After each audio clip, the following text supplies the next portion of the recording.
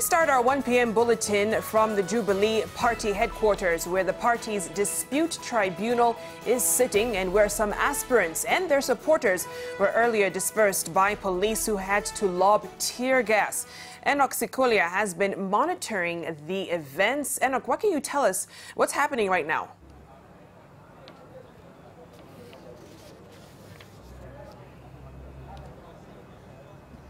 Good afternoon. Indeed, we are coming live to you from Jubilee headquarters. This is where currently what is happening is that the party's disputes tribunal is looking into the cases that have been brought before the party, the issues or disputes arising from the just concluded party primaries. And I can tell you that I can confirm to you that there are 360 cases before the tribunal here, and the party has outlined that, or has planned that at the end of the day they'll be listening to 50 cases each and every day. So it will take 7 days to address the 360 cases. Remember, according to the law, the party has up to the 10th of May to address issues or disputes arising from the party primaries that were just concluded the other day.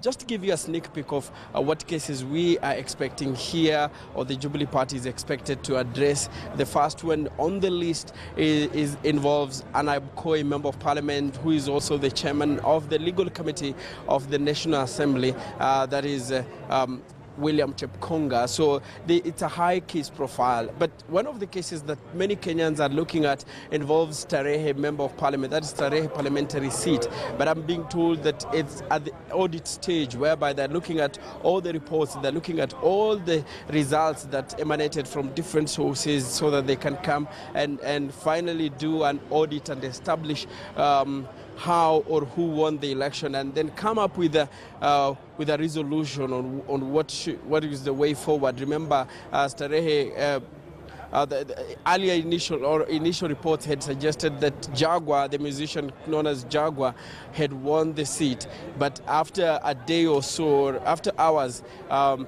then the current Member of Parliament, Minor Commander, was declared the winner. And so the dispute arose, and Jaguar has already filed a case here that is at the audit stage. But some of the people who are here, or right now, we have even members of County Assembly, we have members of Parliament, we have the governors who are already here with disputes. They want issues to be looked into. But I'm being told that majority of the cases here involve the parliamentary seats and the county assembly seats, or the ward representative seats. So it's an issue that the Jubilee party has to address before the 10th of May. That is the deadline. But let's just talk to some of the aspirants who are here and they have cases. Welcome to NTV, and please introduce yourself and which ward you were aspiring or you are vying in. My name is Lida Kemuma. I'm coming from Langata in Nyayo High-Rise constituency. I vied as a member of County Assembly on a Jubilee ticket. During that process, a lot of things transpired. Like now, you can see presiding officers marking ballot papers. You can see hiding behind the polling station, behind the tent, with the other agents, who also favoring other aspirants, who also campaigning for other aspirants, marking ballot papers in an envelope. So my concern is there was no fairness, there was no transparency, there was a favorism from the polling officers and also the clerks, because their work was not to mark ballot papers in favor of other aspirants. Their work was to ensure there is free and fair elections. So what I want to have is justice for Nyayo High-Rise, justice for me, because I paid the money to the party. So I need free and fair nomination. Now, I've seen you've carried pictures.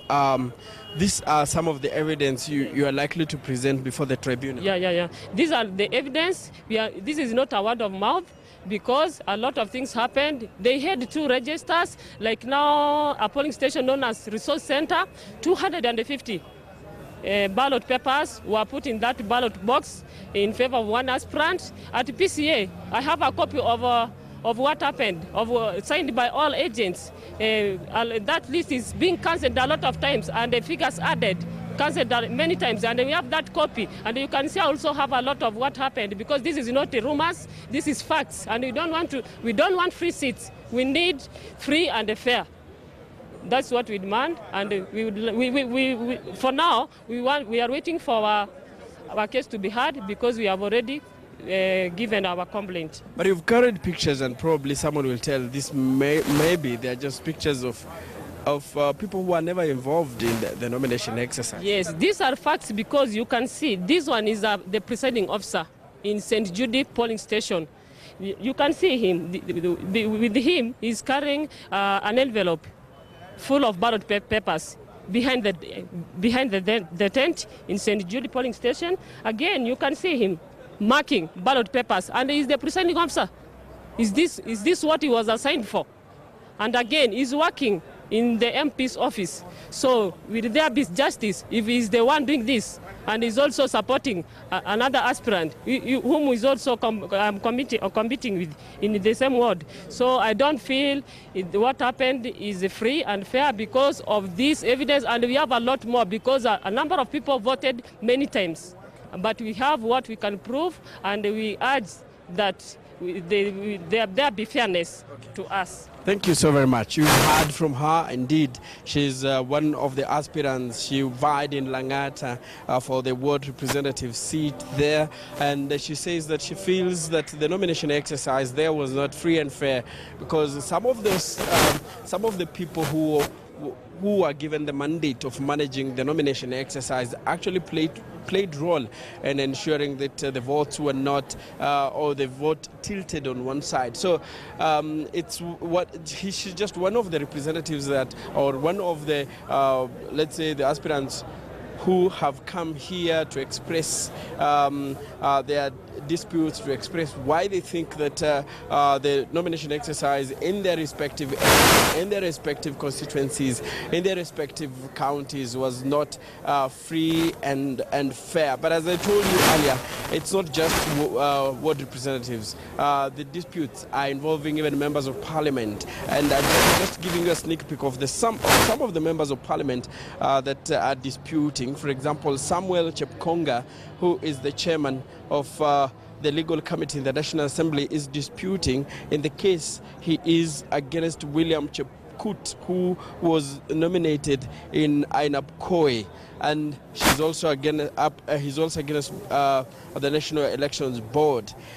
There is also a case by Kipko Oru Tosur versus Gideon Stelu Konchela. That is Kilgoris area of parliament, or Kilgoris area. There is Francis Kigonjenga, that is Gatundu North. Francis Kigonjenga is the current member of Gatundu North, and he has filed a case against former President Anne Wanjiku Kibe, who was declared the winner in the Gatundu South parliamentary nomination and the Jubilee parliamentary nomination exercise. So it's a case. There are many cases here, 360 as I told you, and the party has planned that, or has outlined that it will address those issues within 7 days, that translating to 50 cases per day. Back to you at the Nation Center from Jubilee headquarters. My name is Enoch Sikoli. All right, thanks, Enoch, for that update. Of course, we'll be following the proceedings there at the Jubilee headquarters. Over 300 petitions from aspirants who are not happy with the results, claiming there were several irregularities. And of course, the Secretariat say they will try to get it done within the next 7 days.